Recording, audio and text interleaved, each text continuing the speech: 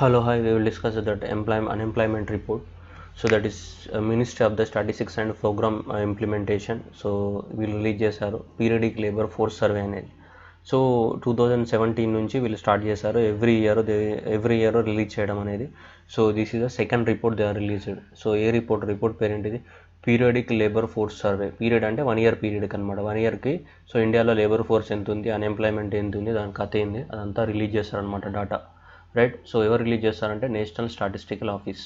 So ఈ national statistical office అని ఎవరి కింద పనిచేస్తుంది? వీళ్ళ కింద ministry of the statistics and programme implementation కింద పనిచేస్తుంది. ఇది national statistical office NSO.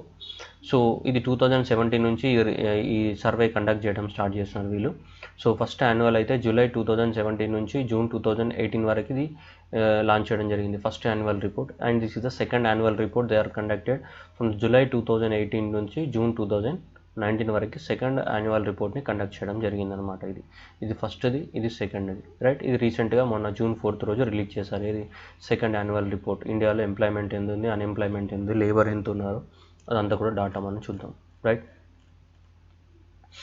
Causes of the employment. So demand deficient కానీ supply side. I'm not going into the entire details, ఎందుకంటే అవసరం లేదు ఇప్పుడు మనకి. సో హై ఇంట్రెస్ట్ రేట్లు ఉంటే ఎవరు లోన్ తీసుకోడు, ఎవరు ఇన్వెస్ట్మెంట్ పెట్టాడు, ఇన్వెస్ట్మెంట్ రానప్పుడు సో ఎలాంటి ప్రాజెక్ట్స్ రానప్పుడు ఎంప్లాయ్మెంట్ జనరేట్ అవ్వదు.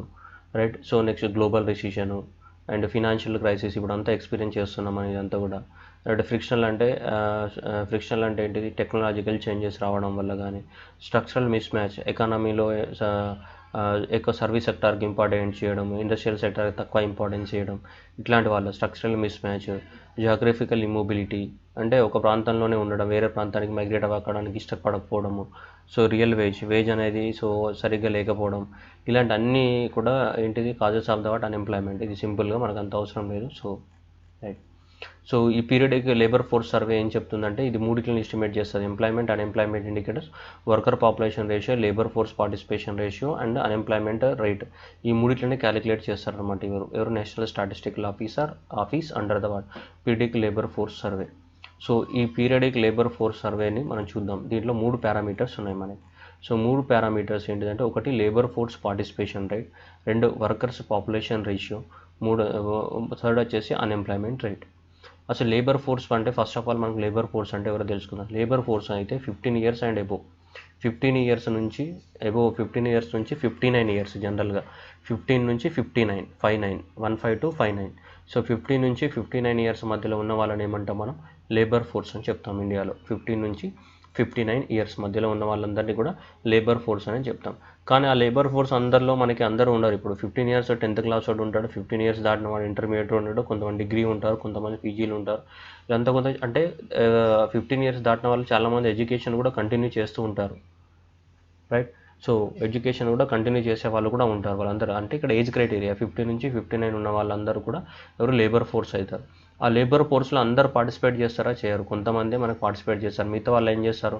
వాళ్ళు చదువుకోవడము ఇంకా ఏదో చేయడం చేస్తూ ఉంటారు కంటిన్యూ ఎడ్యుకేషన్. ఇప్పుడు 10th క్లాస్ అయిపోయింది, మనకి 15 ఇయర్స్ ఉంటాయి, వాడు లేబర్ ఫోర్సే కానీ పార్టిసిపేట్ చేస్తాడా? చేయడు కదా. సో అలా అనమాట. సో ఇంటర్మీడియట్ వాడు పార్టిసిపేట్ చేస్తాడా? కాదు. లేబర్ ఫోర్సే కానీ పార్టిసిపేషన్ ఉండదు మనకి, వాడు చదువుకుంటున్నాడు కాబట్టి. So labour sport participation rate అనేది 15 years to 59 years as a percentage of the persons in the labour force in the population. A population? 15 to 59 years. Total population అయితే చిన్న పిల్లలు కూడా వస్తారు, అప్పుడే ఉన్నవాడు వస్తాడు, అలా ఉండదు.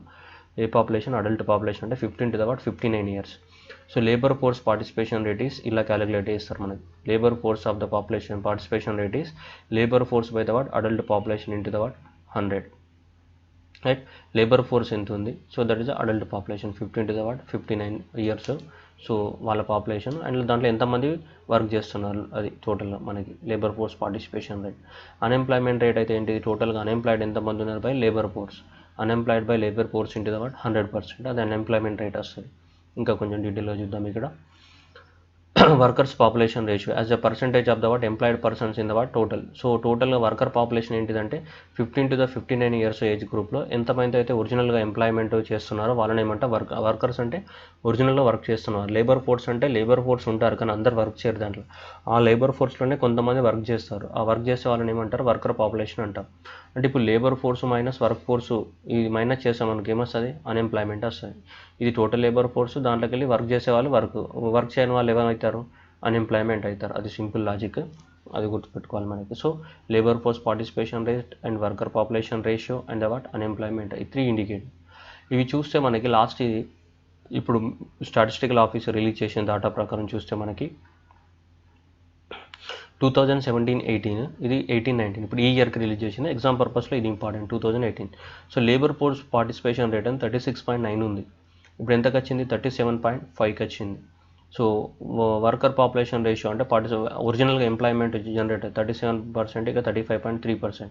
అండ్ అన్ఎంప్లాయ్మెంట్ రేట్ ఎంత వచ్చింది, 6.1, 5.8. అంటే టోటల్గా ఇప్పుడు ఇండియాలో అన్ఎంప్లాయ్మెంట్ రేట్ ఎంత ఉంది, 5.8% ఉంది. అంటే ఏంటి, ప్రతి 100 మందికి 6 మంది ఏమున్నారు, ఖాళీగా తిరుగుతున్నారు అని అర్థం, రైట్.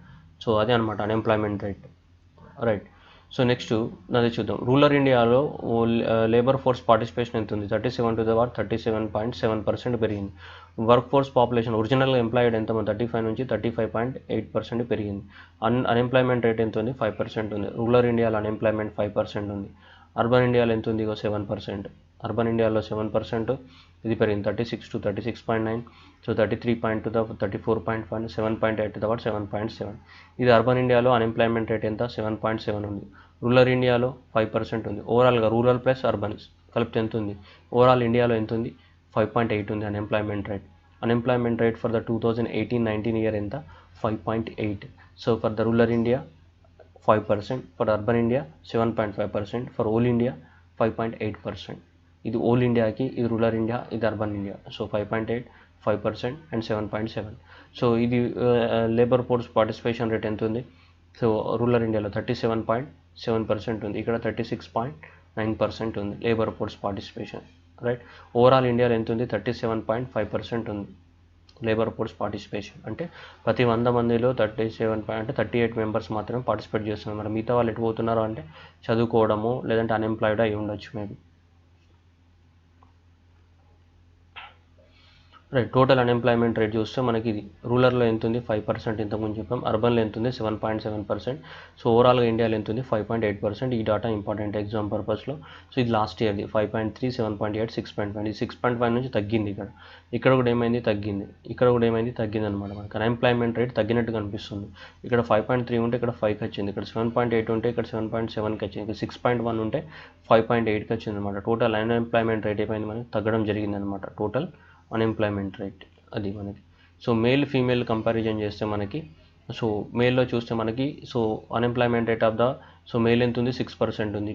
ఫీమేల్ ఎంత ఉంది, 5.2% ఉంది. లాస్ట్ ఇయర్ అయితే 5.7 ఉంది, ఇక్కడ 6.2 ఉంది. So labour force participation rate అనేది మేల్లో ఏమైంది, పెరిగింది. వర్క్ ఫోర్స్ పార్టిసిపేషన్ పెరిగింది. అన్ఎంప్లాయ్మెంట్ రేట్ ఏమైంది, తగ్గింది. ఇక్కడ ఫీమేల్లో లేబర్ ఫోర్స్ పార్టిసిపేషన్ పెరిగింది. సో వర్కర్ పాపులేషన్ పెరిగింది. అన్ఎంప్లాయ్మెంట్ రేట్ ఏమైంది, తగ్గింది ఫీమేల్లో, రైట్. సో ఇదంతా కూడా కంప్లీట్ ఓన్లీ డేటా బేస్డే. కాకపోతే ఎగ్జామినేషన్లో మీరు గుర్తుపెట్టుకోవాల్సిన 5 points: rural India unemployment rate, urban India unemployment rate, overall India unemployment rate, male unemployment rate, female unemployment rate. Male unemployment rate ఎంత, 6%. ఫీమేల్ అన్ఎంప్లాయ్మెంట్ రేట్ ఎంత, 5.2. So overall India unemployment rate ఎంత, 5.8. Urban ఇండియాది 7.7. ఇది rural ఇండియాది 5%. అది గుర్తుపెట్టుకోవాలి ఖచ్చితంగా exam పర్పస్లో. So labour force అంటే ఎవరు, 15 years అండ్ 15 వర్కర్స్ ఎవరు, ఆ లేబర్ ఫోర్స్లో ఎవరైతే యాక్చువల్గా వర్క్ చేస్తున్నారో వాళ్ళని వర్కర్ పాపులేషన్ అంటాం. అన్ఎంప్లాయ్మెంట్ ఎవరు, ఎవరైతే వర్క్ చేయట్లేదో వాళ్ళని అన్ఎంప్లాయ్మెంట్ అంటాం. ఎలా క్యాలిక్యులేట్ చేస్తామంటే మనం ఇంతకుముందు చేస్తాం. Unemployment rate equal to total number of the unemployed by the what, labour force. Total number of the unemployed by ఎట్లా తెలుస్తుంది మనకి, labour force minus what, work force. ఇది లేబర్ ఫోర్స్ పార్టిసిపేషన్ రేషియో.